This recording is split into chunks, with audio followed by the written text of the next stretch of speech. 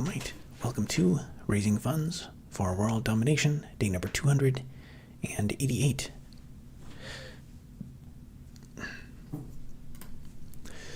Once again, we will start with a daily update. And once again, there are no updates on the anticipated appeal. So still don't even have an official case number.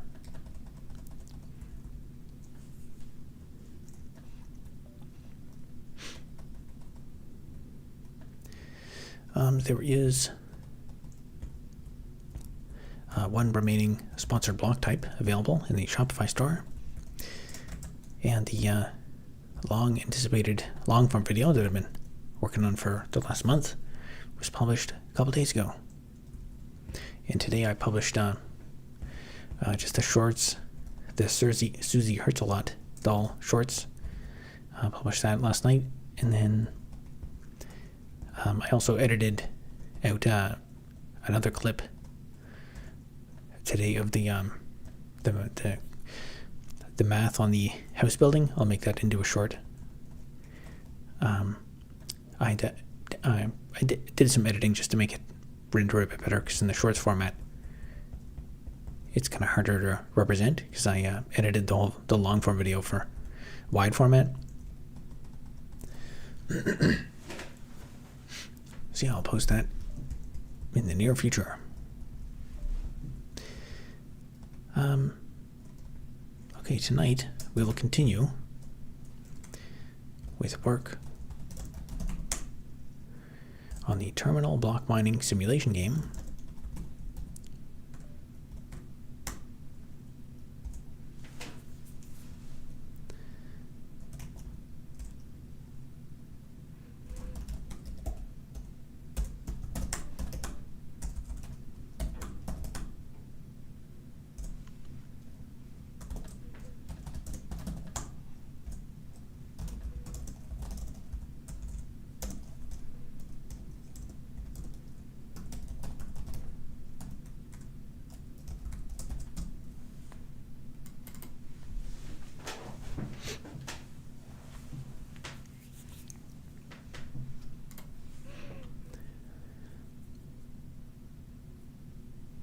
Alright, server looks good, no exceptions. Let's make sure the multiplayer client still works.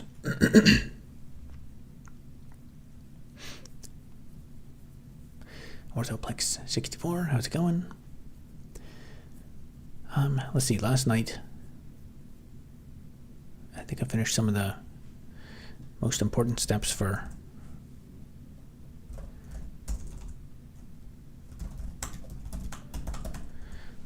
I guess what was my milestone? Oh yeah, I finally have like helper methods that should make it easier to create like multiple clients and multiple servers.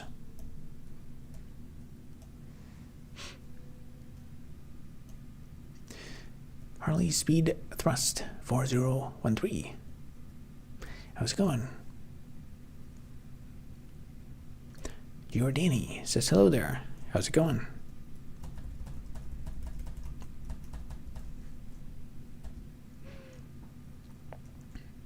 Y equals mx plus c? That's correct. It does.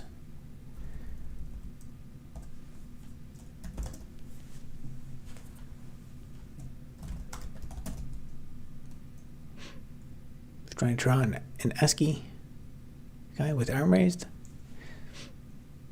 Oh yeah, I wasn't sure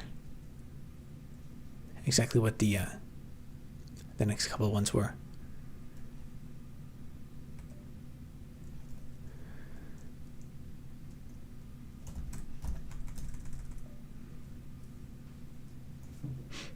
I'm great. How are you?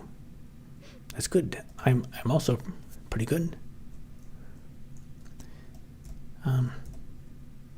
Yeah, I feel a bit accomplished now that I got that last video out. I hate having large projects that are like,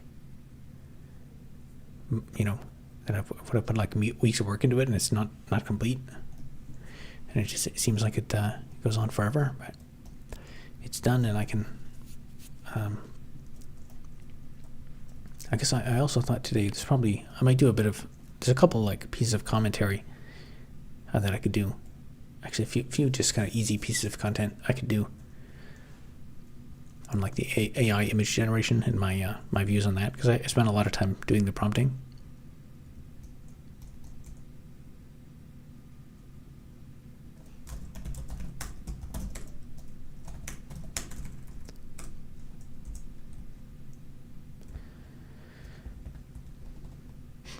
So let's try to push.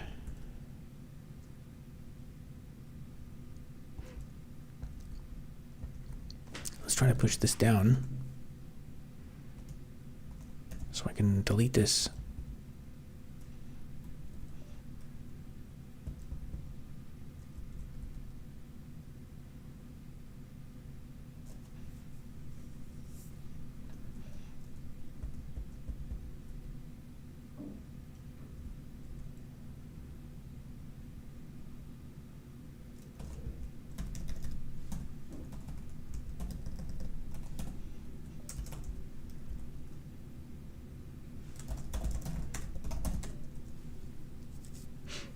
So it looks like a lot of work. It was. Every time I do a video that's a lot of work, I tell myself, I'm not gonna do things that are a lot of work. I'm gonna do easy stuff, and then I don't.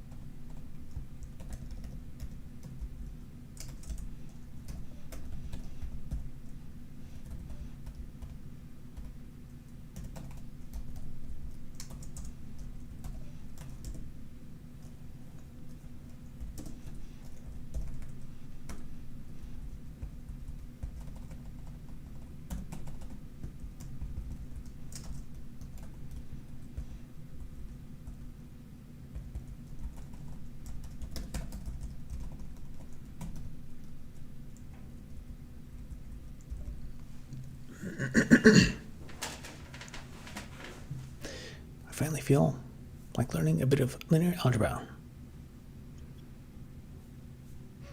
That's good. It's very, very useful, especially if you want to do like 3D graphics programming and stuff.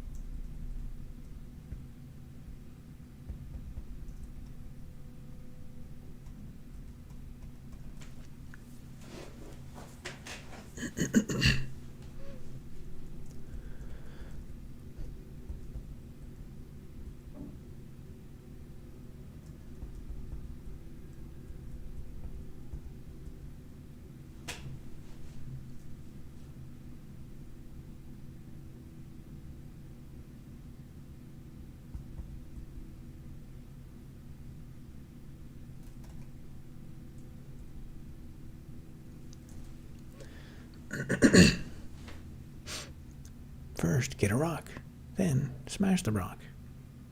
Now you've got 98% concentrated silicon dioxide.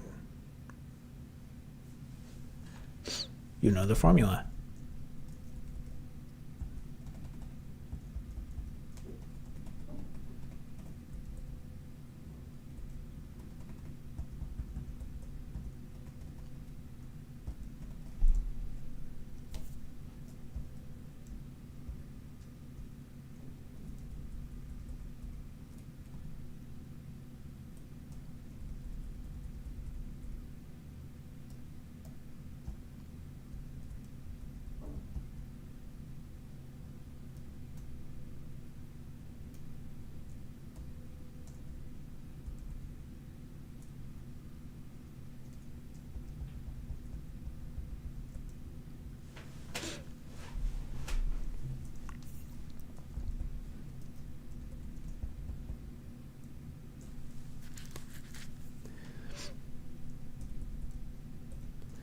You know what? I can consolidate these.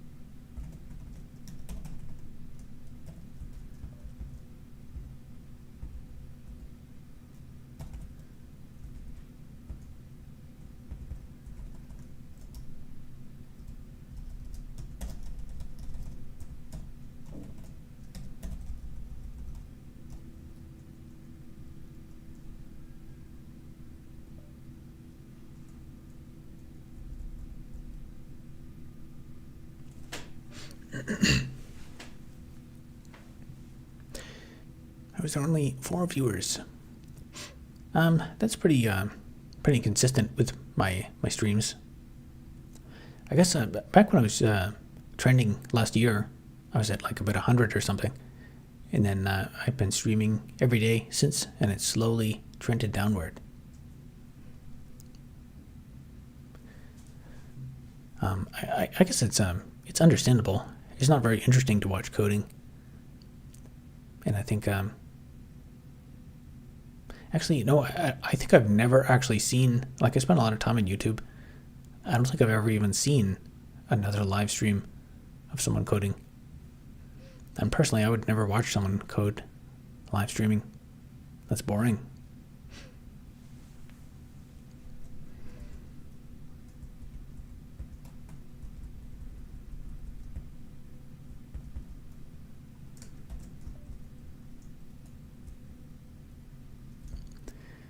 Okay, that'll merge those two functions together.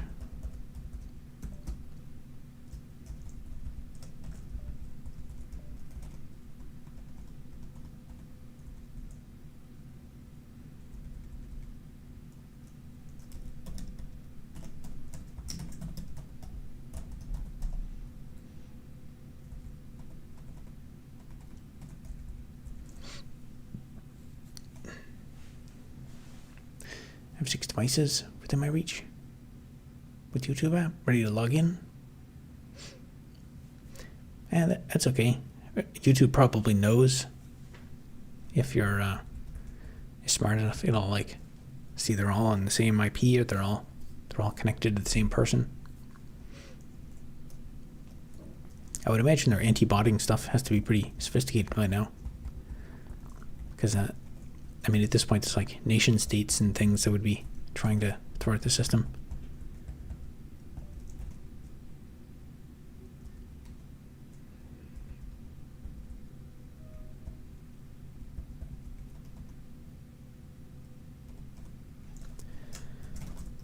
Okay.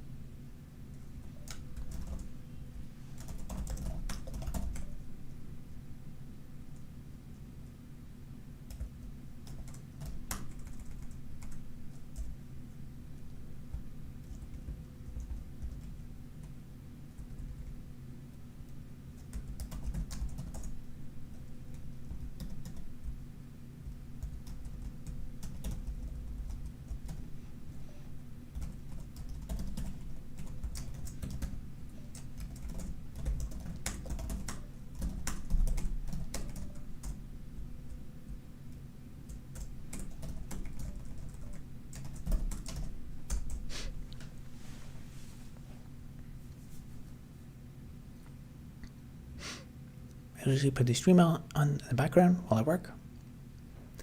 Right now I'm playing Minecraft. Yeah, people have said they appreciate these streams for background noise.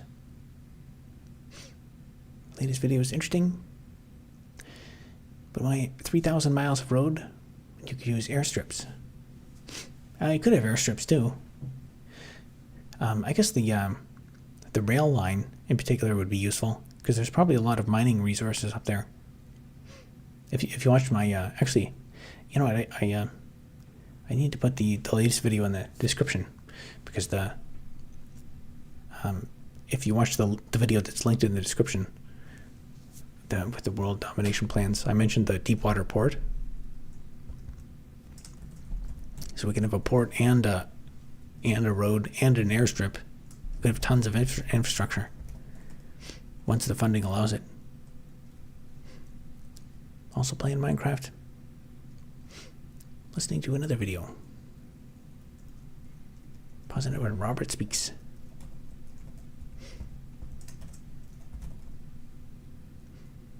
Probably can't haul as much with several zeppelins as you can with the train. Yeah, that's why trains are such a game changer. They're basically the most efficient way to transport stuff on land. You could fit a dozen e-girls on a blimp. I mean, you could, but blimps are not particularly safe. Did you see that video of that blimp from a long time ago that fell down to the ground and got on fire?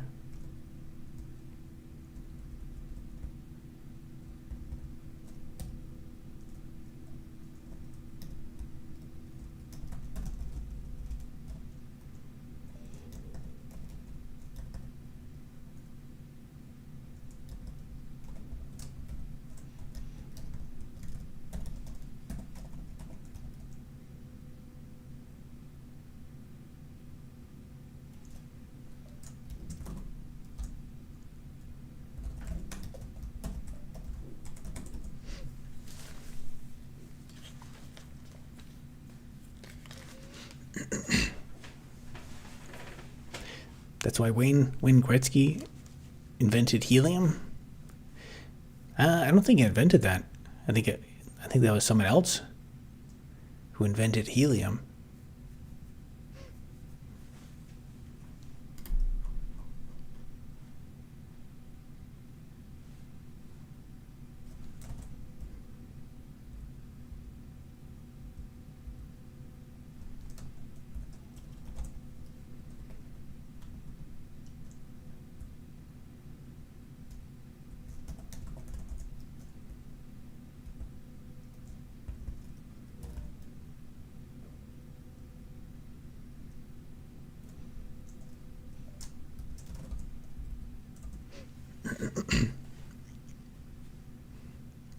I think it's a joke about the Patriots cheating in Deflategate. Oh, it's just a sports joke. I'm totally out of my the Patriots. I assume the Patriots is a sports team that maybe Wayne Gretzky plays on. And Deflategate is some controversy associated with sports. I know he's a hockey player, but that's about. He's the most famous hockey player.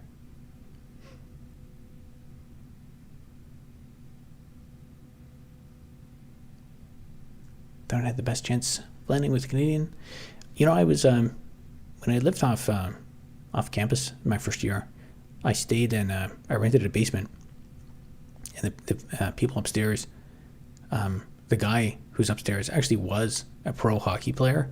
He actually got paid money to play hockey, and which was like he wasn't like super rich or something, but he made, I don't know, like 30,000 or something, which is pretty good. He actually, they made a hockey card of him, and I bought a couple of them. That was how good he was. And for a while, I tried to it was my early university years, decided, I'll experiment with trying to get interested in hockey.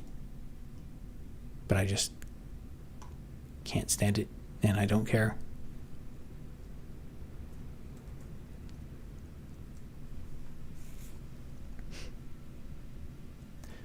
I've heard there's I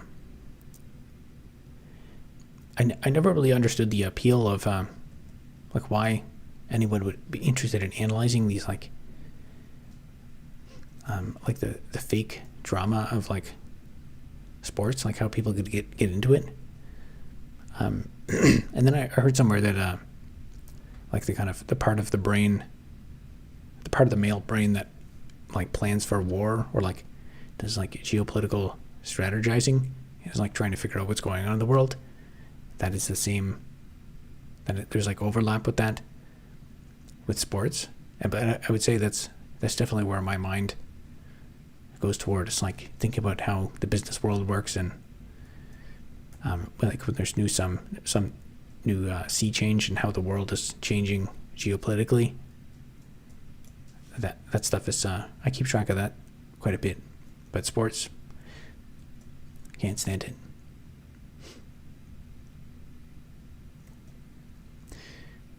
Don't you think coding activates the same part of the brain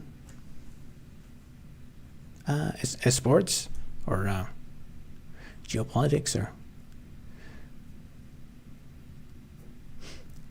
I don't know. I don't. I've tried to become interested in it before, but can't stand it. So is the goal just to do 365 broadcasts for the sake of 1 year and then quit? It might be. It depends. The whole thing was an experiment, which honestly I'm kind of leaning toward this is not an economic thing. I think I lose subscribers every live stream I do. I guess I could change the content completely. As far as general strategizing, it depends what you're doing. Maybe when you're doing you're drawing diagrams for the architectural stuff maybe, but depending on what you're working on, it's very, very like, mathy and requires lots of visuals, and yeah, I don't really think you could compare it to like geopolitical strategizing, because for general strategizing, you have to think about other people's minds and the probability of another person behaving a certain way, which is very, very different from thinking about how a computer will behave, because the computer behaves exactly in a very precise way every time, but people behave unpredictably and based on their own internal motives and stuff. Just need more e-girls in the stream to increase attendance. And yeah, that is I think you're onto something there. I just need to hire some more of those e-girls. Yeah, I mean, maybe that would probably help with the financing a lot. Nobody wants to go to an uninhabited island in the high Arctic if there's no e-girls there.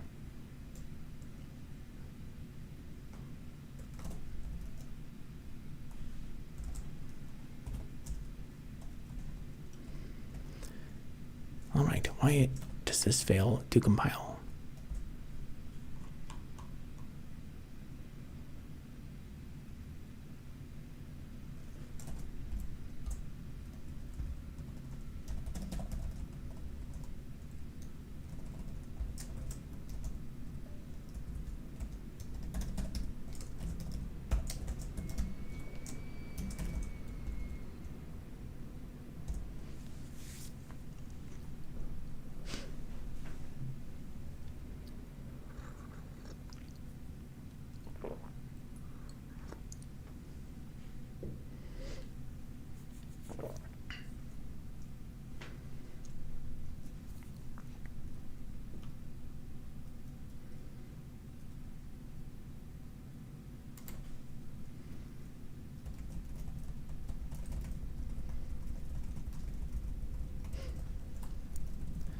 All right, that works.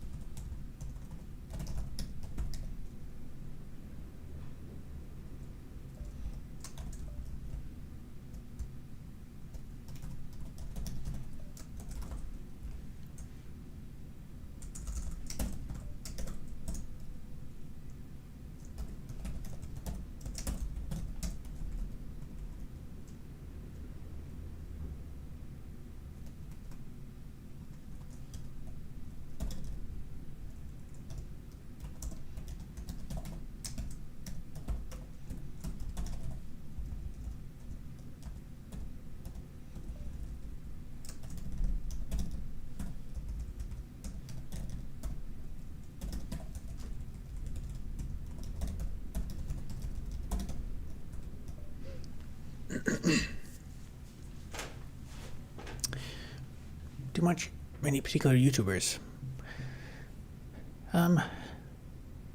Yes, I guess it depends on. I guess we go through phases where I'm interested in a particular subject at a particular time. I guess I used to watch a lot of the more the more like technical YouTube channels. I guess there's there's kind of the same few subset of popular channels. Official Sammy Spider is spamming. You gotta stop that. I gotta ban you.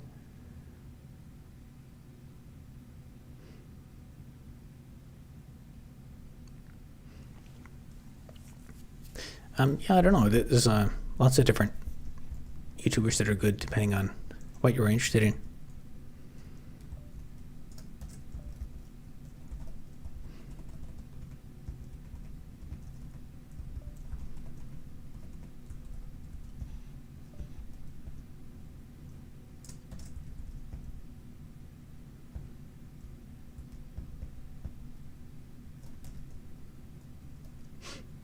What are you doing? I'm writing a terminal-based video game. I was wondering who you watch. I don't know. I mean, I guess I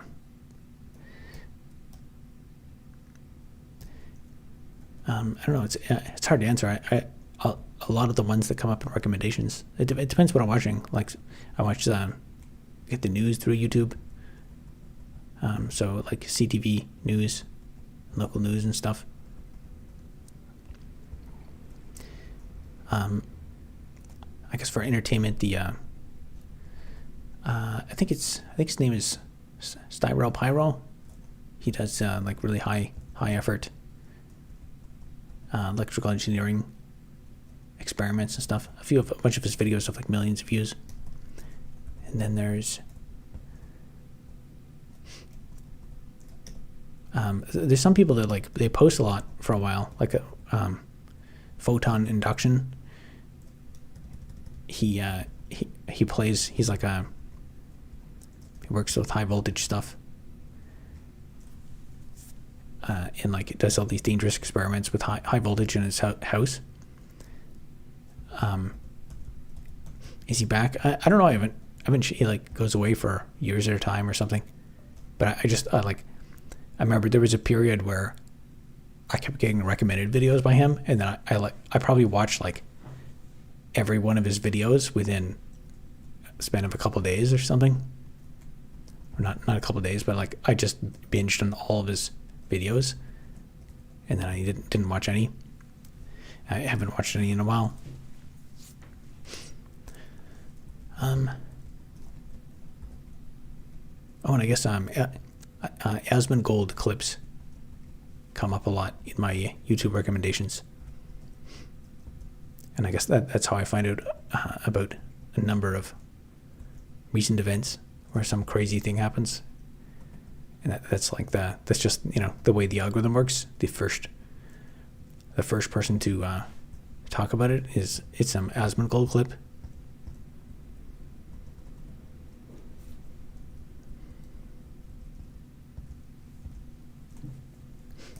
Asmongold is great.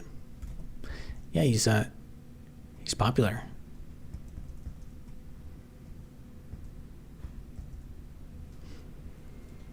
Yikes what?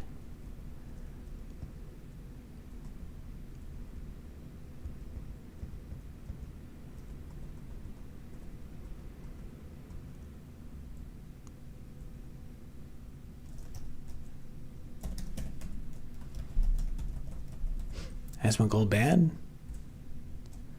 Oh, interesting. Yeah, he's just he seems to be the first one that publishes videos on stuff. I honestly don't even care about his commentary, but like I open YouTube and then something of his is the top thing, and sometimes I'll even he just reacts to a video. So then I'll find out it better from that thing, and then sometimes, because I don't want to hear the commentary, I'll just go to the original video and watch that. Got the yikes because normies think as Gold's a right winger. Hey dude, I saw your 37-year-old failure video. I'm 20. From India. Any advice? Not really any advice other than what's in the video. You said you're from India. Are you in India currently? If you're thinking about coming to Canada for I guess a lot of the international student thing, I think, is that's drying up. But just know that if you decide to come to India, or you trying to go somewhere else, that the world is full of scams, and there's depending on how well read you are, you may know more than me possibly. But there's a ton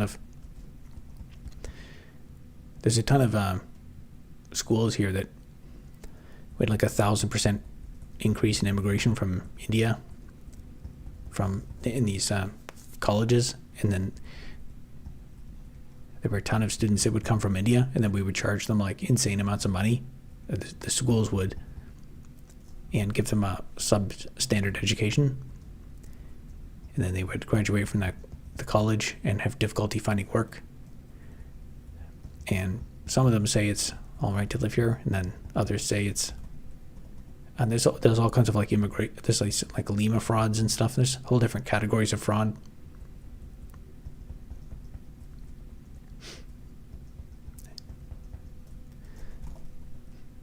So I guess that's what I'd say if you're thinking about immigrating to Canada. I'm not sure how it is. The U.S. is cracking down on immigration too.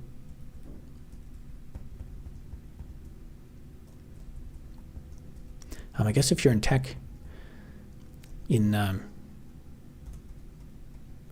probably makes sense.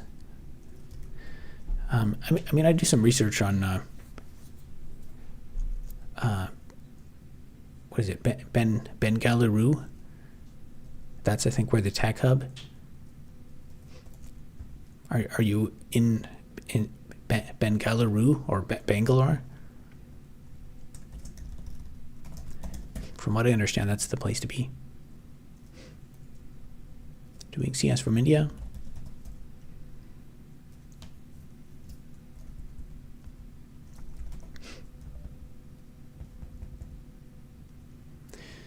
From Delhi.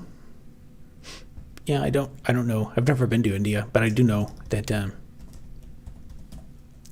well, I guess actually if you want some more detailed, you asked for advice, but you might get something out of the video I did on immigration. So search my channel for immigration and watch that. There's an hour-long video on I talked a bit about the state of the student immigration here in universities, and I think Pune's good also. A lot of tech companies hiring there. Yeah, I have no idea what India's like, but from what I understand, if you want opportunities, you have to go where the opportunities are. And the concentration of tech in India seems to be, from my understanding, is in Bangalore. But I have no idea what it takes to make and do things well there.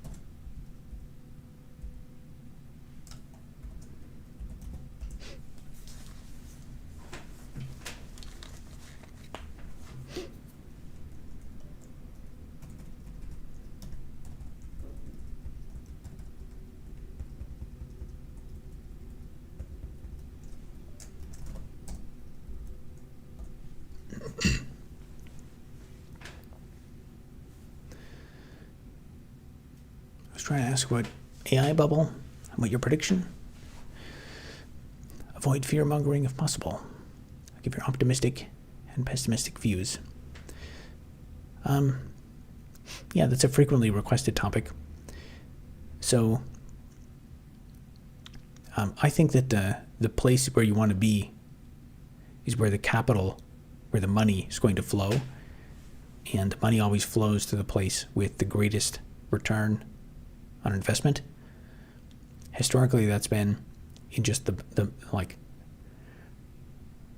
lowest fidelity software, which has been like web software. So if you take like what is the life cycle of, for example, a switch mode power supply design, or like an integrated circuit, like some kind of CMOS chip or something, that's like years to turn over that stuff and to innovate. And then if you go to like say embedded system software, you can update that on a monthly basis. And like front end in JavaScript is the fastest to iterate in. And I think over the last like 20 years, most money has gone into where you can change, you can iterate the fastest. And I think we're like hitting a wall a bit with that, where like web software is probably not going to be the greatest place. AI will displace some of that stuff. But I think if you step back a bit, I've been saying to people, I think embedded systems software is probably going to be a bit more secure. Not only is it more like secure against being totally automated by AI, because for a lot of embedded system stuff, you have to physically press a button. Like you have to, you might run your code and it doesn't work because you're shorting out the pins or something. And you have like a physical board you're working with. So stuff like that, we're not at the level where we can automate that. And there's also like less data points for the AI to know about. Whereas for like AI just has more information. There's more information out there about like JavaScript frameworks and stuff.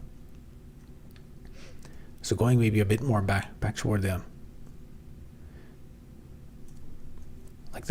hardware end of things might be, that's my guess for where some of the capital is going to be deployed.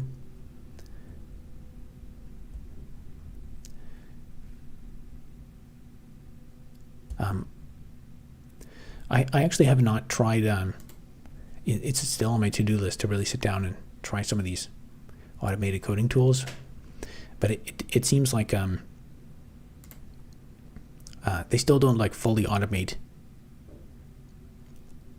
everything. Like it's almost like they solve one certain kind of problem when you're programming very well, but it's not. It's kind of like going from not having a debugger to having a debugger. Like a debugger doesn't totally automate the process of coding.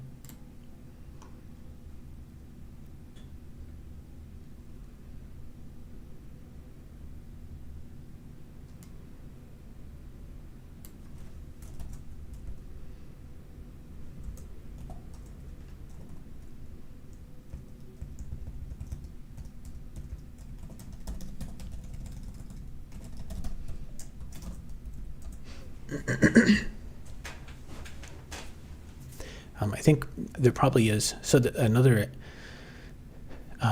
big aspect is when COVID happened, we had record-breaking demand.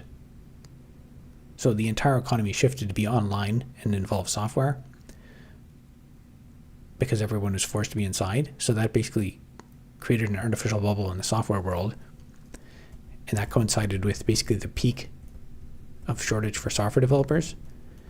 So it was, 2021, 2022, you had like probably the record-breaking, the highest number ever of software developers starting school. And those software developers just started school now, or they just graduated now, just in time for a bit like a slump in the economy. So they graduated at the worst possible time. And now there's a glut in the market. There's like low demand but large supply. And so this combination of the things means companies can be they don't have to hire as much, and they become way more picky. And another thing, companies want to,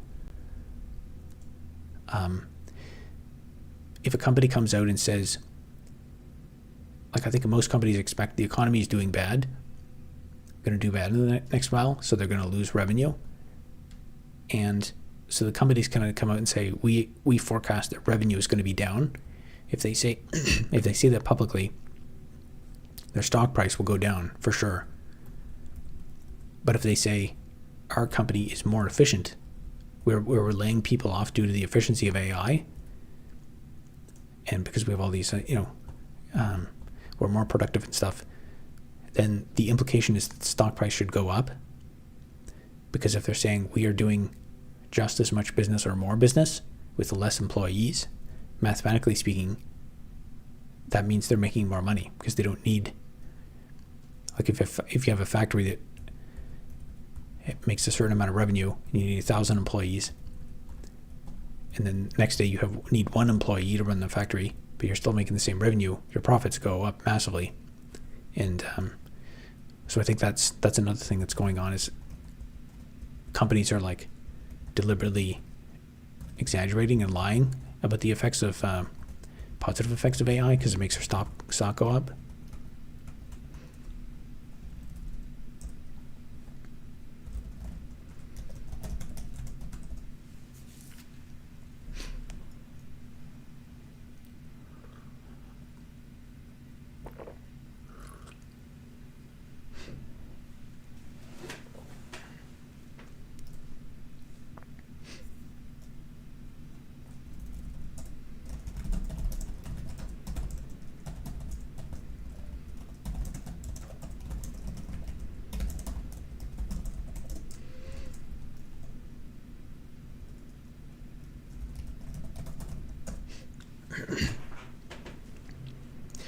Have you tried building a company? Because I remember you said in a video you did freelancing for quite some time. Yeah, I incorporated my business in 2014, and I've been working on it ever since, trying to grow revenue. And I don't know. There's fits and starts. Revenue seems to go up a bit, but I still have not really cracked the ceiling of $30,000 in revenue.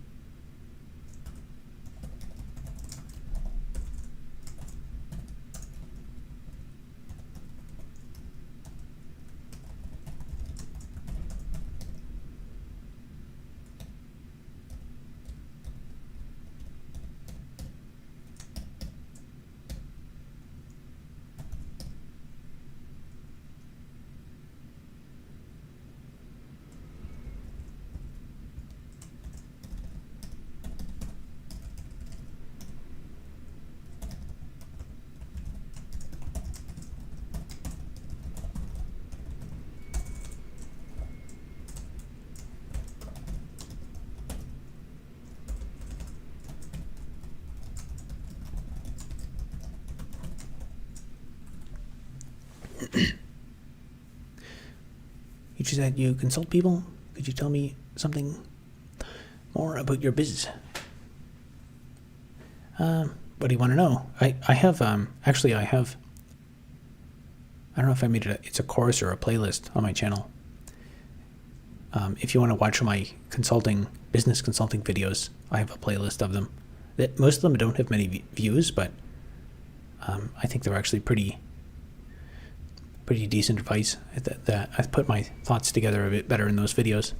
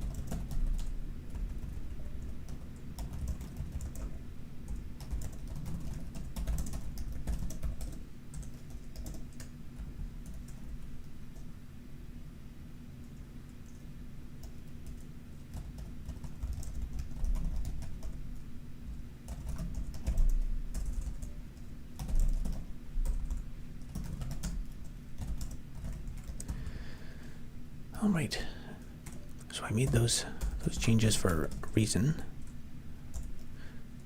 I forget why. Oh yeah, I think to simplify this connect method.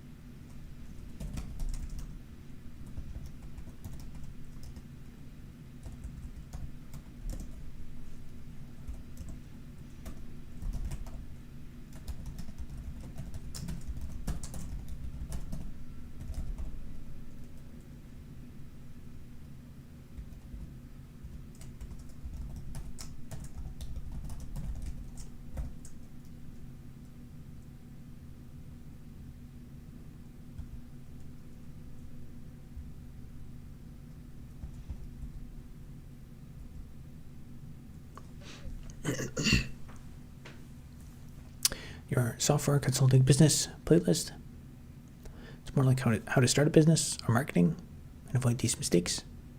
I was asking about your biz. The current business is the same business that I describe in those videos. It's just that I don't. I no longer entertain or even receive leads about software development. Basically, nobody wants software developed these days.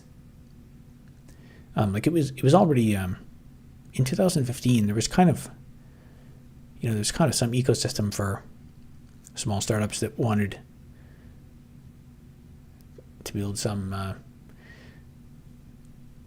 had some niche software they were building on their own. But a lot of those companies have been wiped out, and I think AI is kind of the nail in the coffin for that kind of small independent work. I mean, you could try freelancer sites if you want to experiment with that, but I considered it back in the day. But from everything I researched, the money is in the relationships, not necessarily in the work. So that's why I generally try to like do work for companies that I could like physically meet them in person, or I can like something that was good for me and good for them, where I could physically go to their office, like, you know, a couple of days a week, or meet with them in person, which is that alleviates some of the complaints that these small businesses have about like outsourcing work, is that they can't actually get people's attention. Like if they go on a freelancer site, they'll get someone who does really poor quality work, and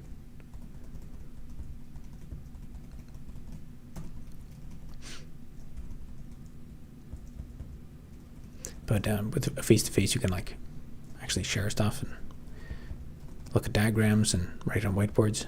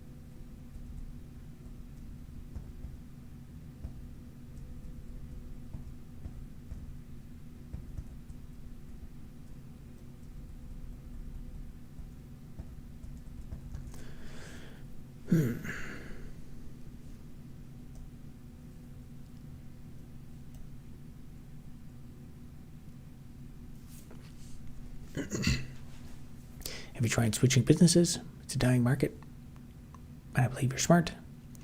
That's basically what this business model is.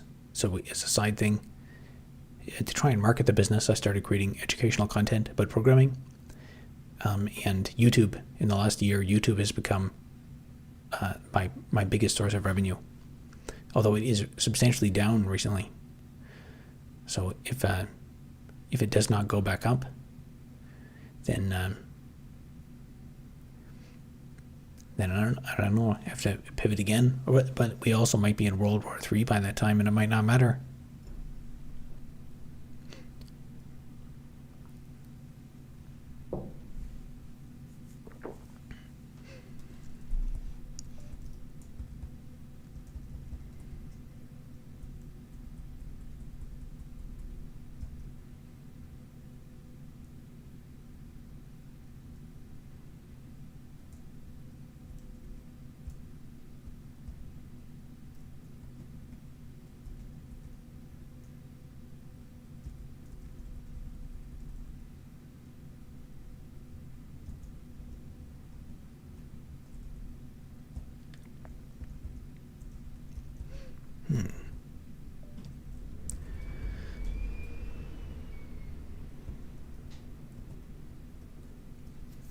Maybe we could just have a thing.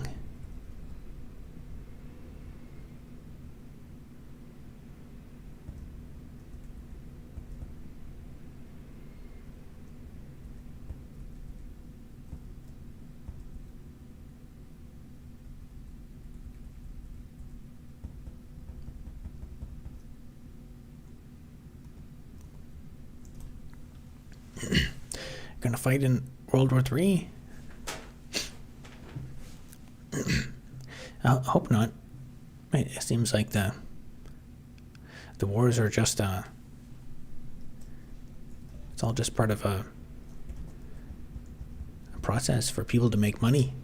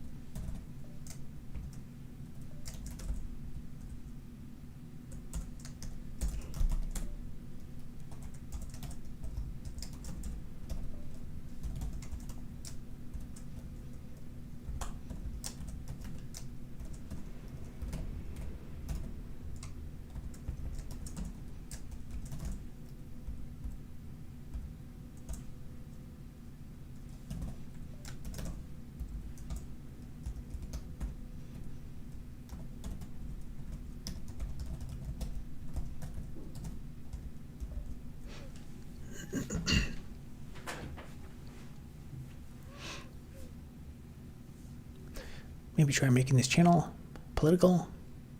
We got views on immigration video. I got higher views, but actually not even the views weren't high enough to really justify making more of those videos. I also don't really want to I wanted to give like my own personal world experience in that video. I don't really want to make like 5,000 videos about immigration, because then people are just gonna want more videos about immigration. I like to get back to the roots of the channel, of the Linux and stuff. I guess Canada is safe, at least for freedom of speech. Maybe the laws are changing. It was. The thing is, everything is changing so fast that I don't really I think it's safe, but then there's, in my own daily life, I see things that happen, and the way the news reports it doesn't really do justice to what is actually happening. And I think sometimes that's because the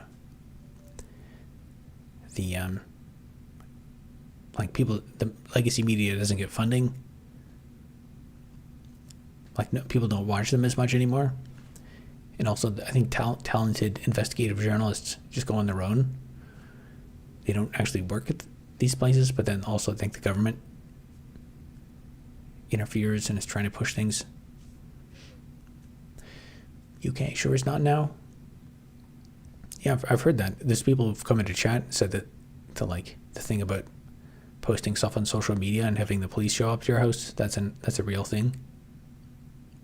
I think that the powers, they're trying to change things politically to go in that direction here too.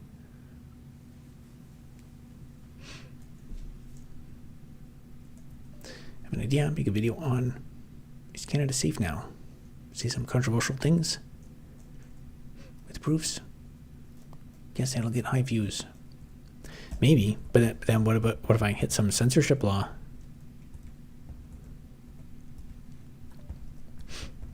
Yeah, I guess it's yeah,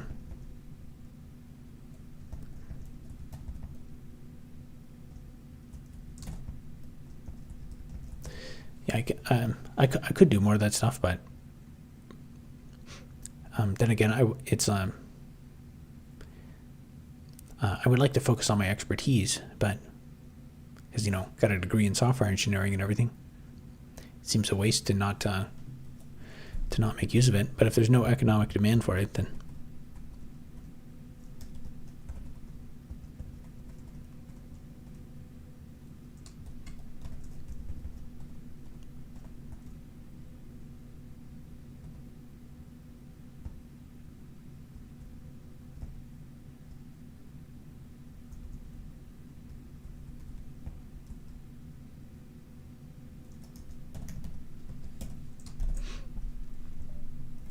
money is better than expertise. It is, but then again, it's there's a question of it. I could try harder at the thing I'm already doing, or I could try new things. But if I constantly try new things, then I'm just bouncing around,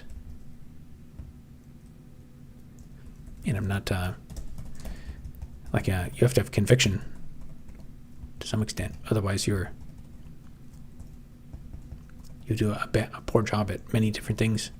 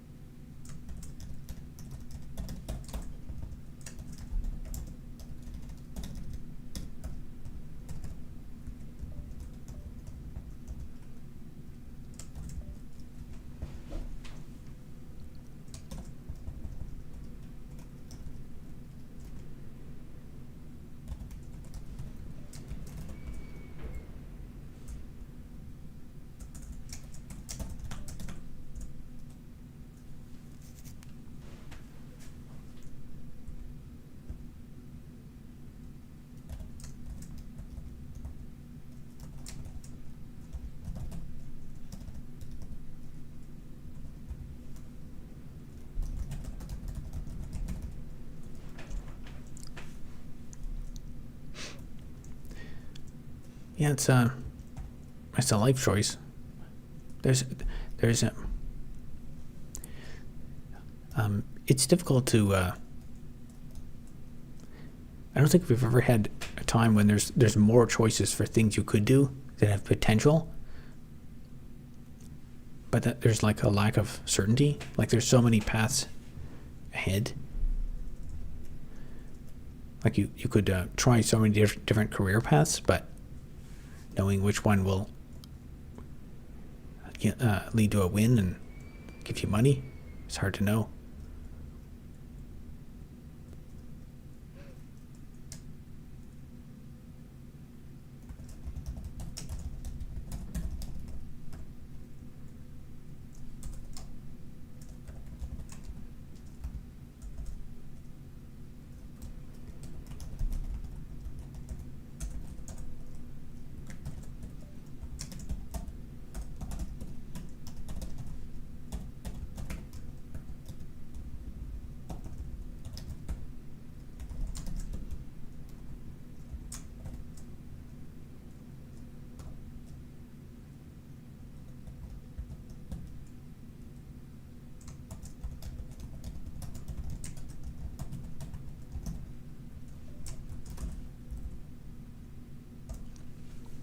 Like even with housing, there's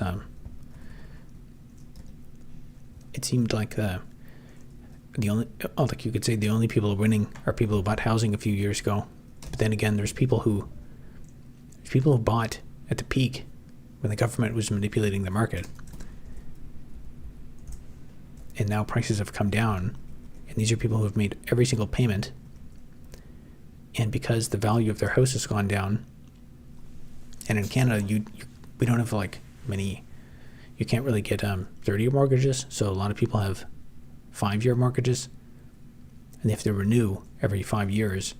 So they own a house, they made all the payments, and they're renewing, but the value of the house went down, so there's not enough equity to qualify to refinance, and they're being forced to sell their house at a loss.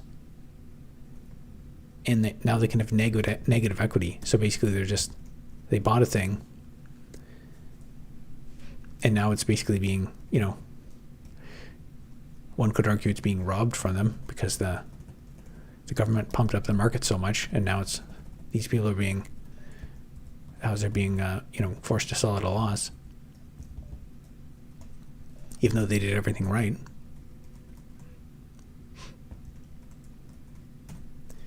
And that's if you've already like a couple $100,000 into something, it's like a life-ending event. I'm stuck between marketing, copywriting. Both are same, just more specifics. My BTech degree, copywriting and marketing is closer to money, but because they directly impact revenue. I would say I think for some of those like the copywriting, marketing, etc. I think that with AI, like for the average marketer is going to get wiped out by AI. But I think that if you're like a really good marketer, I think good marketers are going to be able to make more money because we still need marketing. And all these AI tools, they automate stuff, but in one specific example, if you watch the most recent video I published, I have a lot of AI generated images in that video, and those images are like some people say they hate seeing. They're like, don't generate AI images. I don't like seeing those, but it is a lot of work to generate those images. And I'll have to generate something and it doesn't look right, and I'll have to change the prompt, and so it's very time consuming to use AI properly to get the outputs you want. So with marketing, like marketing can probably do some really amazing copywriting, but you have to just be good at using the tool, and you also have to like maybe have some insights on well, like what do customers actually buy? Like what do you need to tell the AI? Because most likely your prompt, the winning prompt that gives you your good marketing copy, is going to be like a huge blob of text that maybe takes you like an hour to write.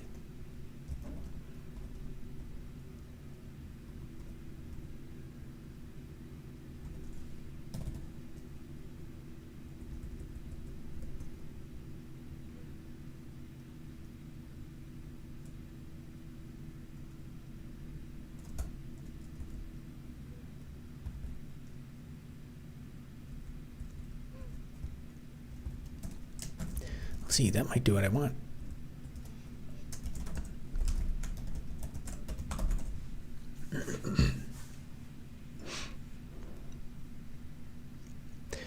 People are averse to AI slops.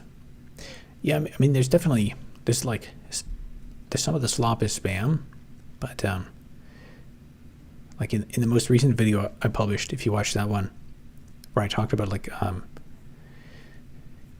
the part where I said, you know, an ordinary person with a chainsaw can cut this many logs of wood. I basically need like a stock image of a person with a chainsaw. And if it doesn't matter if it's slop or whatever, like I don't want to buy an image and license it or something. I would like to just have like a generic thing that can just like give me an illustration of something, or like that illustration of a pile of logs. It is very convenient to have a tool that can just kind of generate stuff like that on the fly.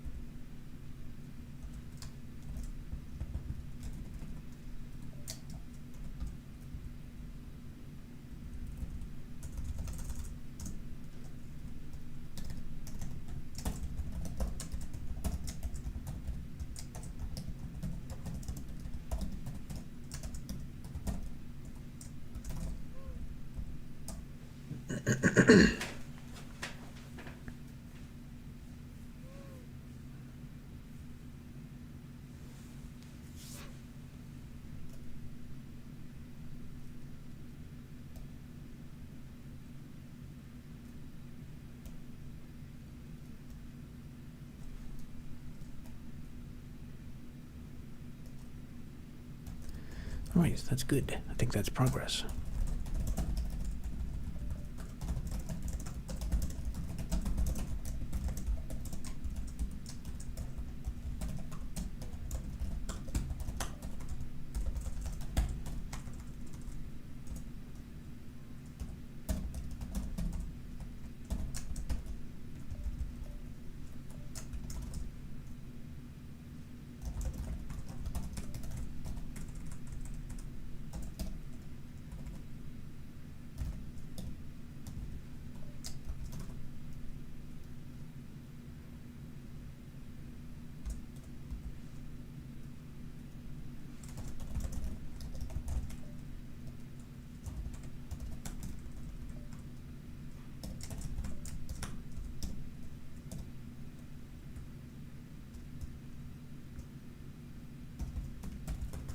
Now we can combine those.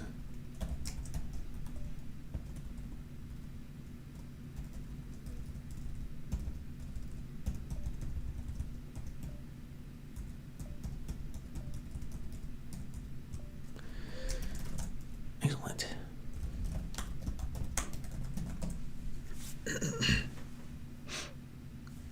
You're almost pushing 40? Yeah. Life goes fast, and you've only got one life.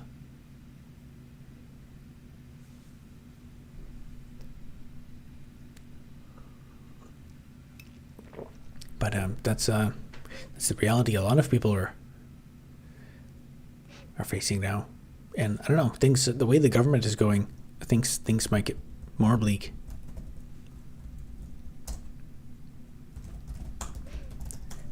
I think it's going to become increasingly important. Oh, do you think caring about what people think affects you now, and what advice or whatever insight you might have for me. Do you think caring about what other people think affects you now, and what advice or whatever insight you might have for me? I'm not really sure what you mean by that.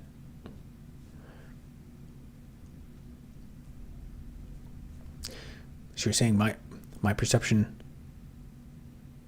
of how other people would think about me would change the advice I'm giving you?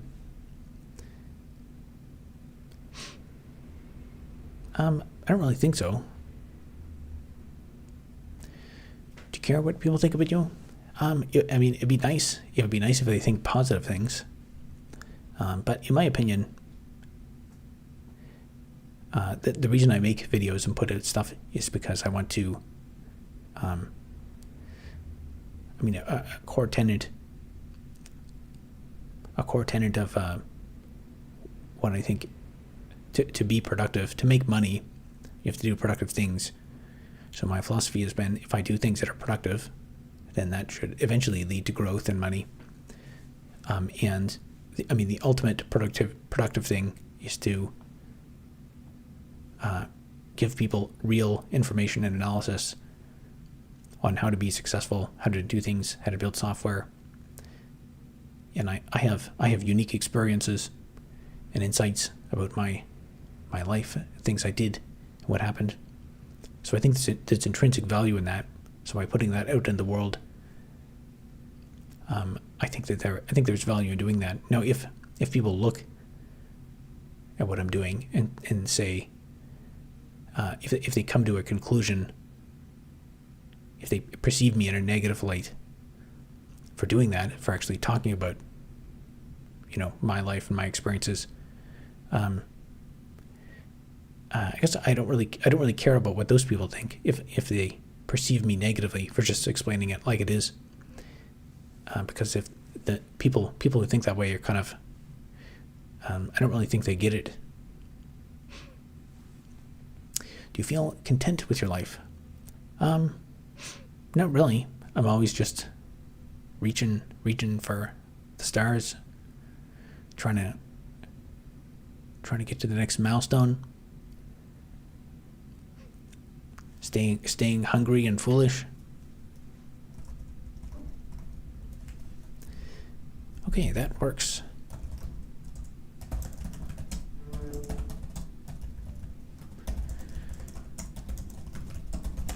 All right, that's another bit of simplification for tonight.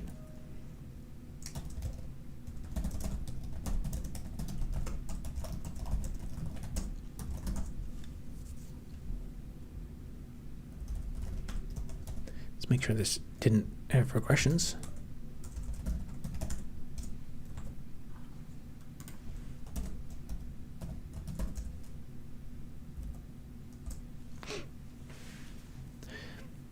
Shoseki says, evening.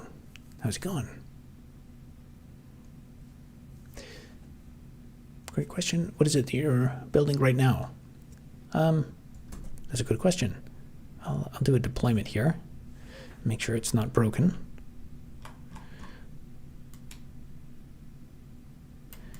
Okay. Let's deploy multiplayer client. So this is a terminal-based video game that you can play in the Linux terminal.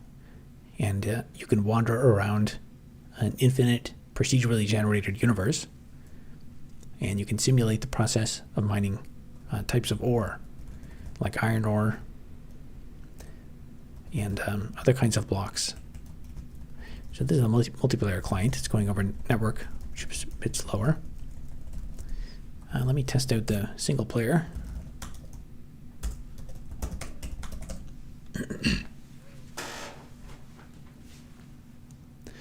Going well, sir? Hope we are well. Yes, I'm good as well.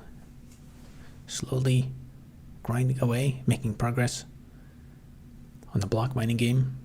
Finally got my my video I've been working on for a month out a couple days ago.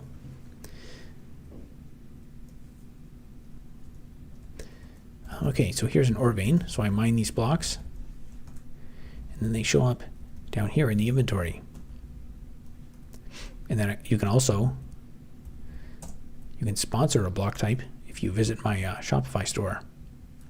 You can buy a block type, and it'll show up down here with your name on it. And right now they don't really do anything. But in the future, so there's also a crafting menu, so you can craft more pickaxes.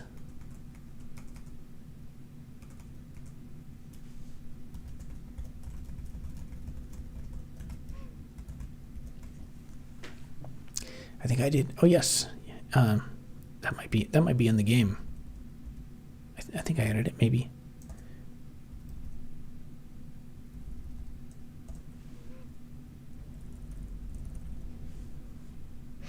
Oh yeah, there it is.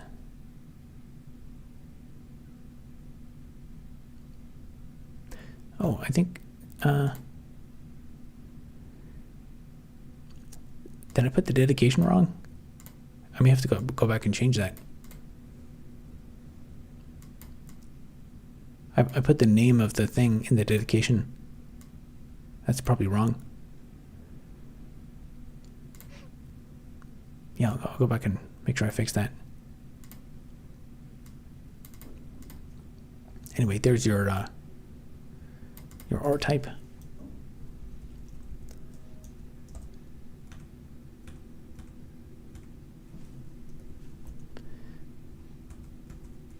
Let me close some of these frames.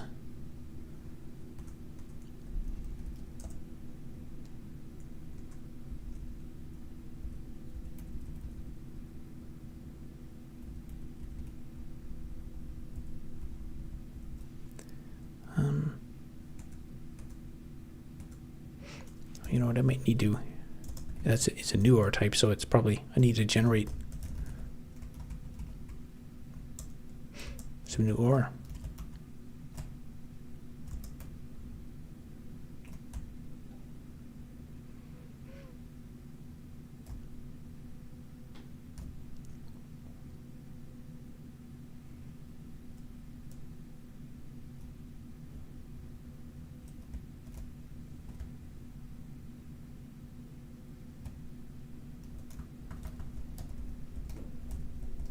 There it is. Smectite. I'm learning a lot about geology. Yeah, I'll go back and check that. I assume you probably put something other than just the name of the thing. I just was copy and paste and wrote the wrong thing. All right, that'll be it for tonight. I made another bit of incremental progress. Let's see.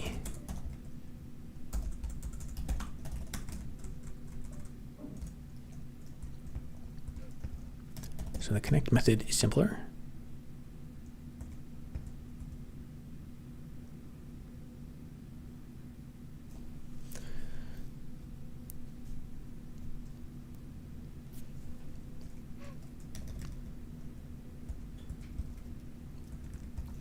So I guess what I could do is move this start running client into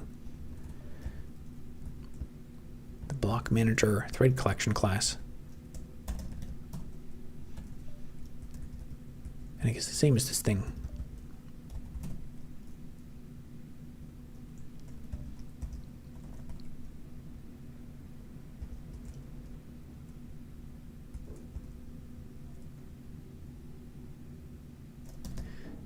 So this will just have a method that iterates over all the servers and clients.